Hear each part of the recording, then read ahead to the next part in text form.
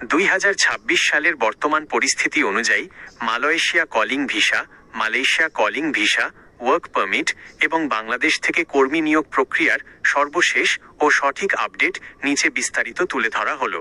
YouTube বা social মিডিয়ায় ছড়ানো লাখ লাখ কর্মী নেওয়ার মুখরোচক গুঞ্জন এবং বাস্তব চিত্রের মধ্যে বড় পার্থক্য রয়েছে।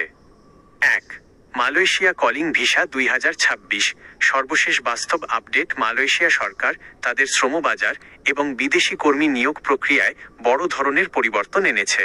2026 সালের মূল আপডেটগুলো নিচে দেওয়া হলো। সীমিত কোটা, আসল সংখ্যা।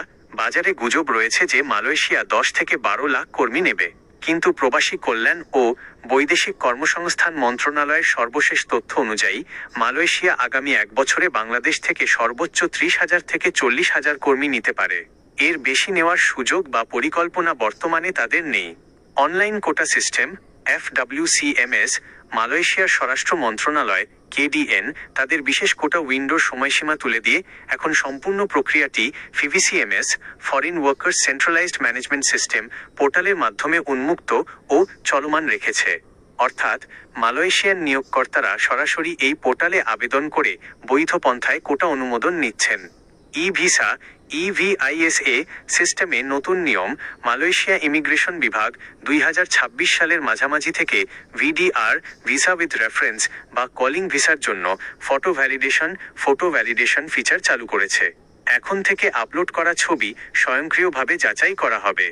ব্যাকগ্রাউন্ড অবশ্যই একদম নিরেট সাদা, হোয়াইট অথবা নীল ব্লু হতে হবে। কোনো শ্যাডো বা গ্রেডিয়েন্ট থাকলে আবেদন স্বয়ংক্রিয়ভাবে বাতিল হয়ে যাবে। 2. কিভাবে সঠিক প্রস্তুতি নেবেন এবং প্রতারণা থেকে বাঁচবেন? যেহেতু কোটা অত্যন্ত সীমিত এবং কড়াকড়ি অনেক বেশি, তাই এই সময় মালয়েশিয়া যাওয়ার জন্য প্রস্তুতি নেওয়ার ক্ষেত্রে সর্বোচ্চ সতর্ক থাকতে হবে। সঠিক ধাপগুলো অনুসরণ করুন। 1. চাকরির অফার লেটার ও কোটা যাচাই। প্রথম ও প্রধান ধাপ, যে কোনো এজেন্সিকে টাকা বা পাসপোর্ট দেওয়ার আগে নিয়োগকারী কোম্পানির আসল ডিমান্ড লেটার এবং মালয়েশিয়া সরকারের FWCMS পোর্টাল থেকে অনুমোদিত কোটা চেক করুন। কোম্পানি আসলেই বৈধ কিনা তা নিশ্চিত হন। 2.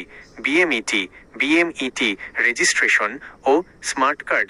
বাংলাদেশ সরকারের নিয়ম, অবশ্যই প্রবাসী কল্যাণ ও বৈদেশিক কর্মসংস্থান মন্ত্রণালয়ের অধীনে BMET বা আমি প্রবাসী অ্যাপের মাধ্যমে ডাটাবেজে নাম নিবন্ধন করুন। সরকারি ছাড়পত্র স্মার্ট কার্ড ছাড়া কোনোভাবেই মালয়েশিয়া যাওয়া সম্ভব নয়। 3. মেডিকেল ফিটনেস পরীক্ষা FOMEMA নিয়ম। স্বাস্থ্য পরীক্ষা। মালয়েশিয়া ইমিগ্রেশনের নিয়ম অনুযায়ী সরকার অনুমোদিত মেডিকেল সেন্টার থেকে স্বাস্থ্য পরীক্ষা বা মেডিকেল করাতে হবে। মালয়েশিয়ায় পৌঁছানোর 30 দিনের মধ্যে সেখানে আবার ফরমেমা এর অধীনে চূড়ান্ত মেডিকেল টেস্ট পাশ করতে হবে। 4. ভিসা উইথ রেফারেন্স VDR ও ভিসা। মালয়েশিয়া ইমিগ্রেশনের ছাড়পত্র কোম্পানি আপনার নামে VDR বা কলিং পেপার ইস্যু করলে ঢাকাস্থ মালয়েশিয়ান হাইকমিশন বা ভিসা পোর্টাল থেকে ভিসা স্ট্যাম্পিং বা ভিসা সংগ্রহ করতে হবে। মনে রাখবেন, ছবি আপলোডের সময় সাদা বা নীল ব্যাকগ্রাউন্ডের নিয়মটি কড়াকড়িভাবে মানতে হবে। 3. দালালের খপ্পর থেকে বাঁচার মূল উপায় ক্রিটিক্যাল টিপস।